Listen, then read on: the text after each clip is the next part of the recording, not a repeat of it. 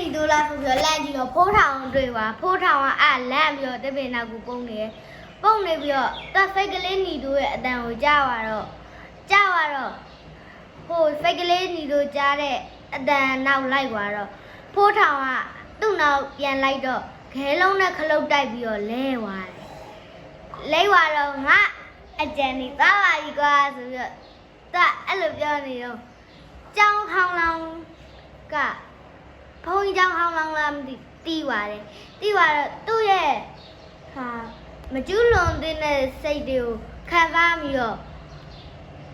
သူ့ခေါင်းကြီးရဲ့အချိန်မှာသူ့ရဲ့ဖိတ်ထဲမှာအလင်းတစ်ဖြက်ဝင်လာတာသူ့ပြင်မတဲ့သူပြင်မမိပြီဆိုပြီးတော့သူကနာနာရပဲပြီးကြတော့ကျောင်းဟောင်းလောင်တီးတဲ့သူကြီးကလာပြီးတော့သူ့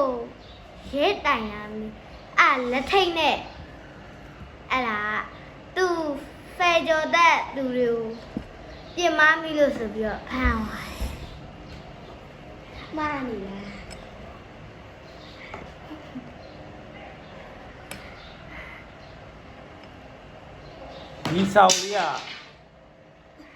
ဒီဆောင်လေးကဘယ်လိုလူတွေဖက်ရမှာဘယ်လိုလူတွေဖက်တဲ့လဲ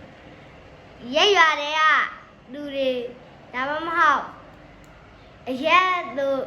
သေးပါတွေတောက်စားပြီးတော့စိတ်ကြောက်တွေပါသုံးတဲ့သူတွေဖက်ရမှာ ဘာလို့ဖက်တဲ့နာတော့ဒီဆောင်လေး ဘာလို့ဖက်တင်လဲဆိုသူမြတ်သားသမီးမကျူးလွန်တယ်လို့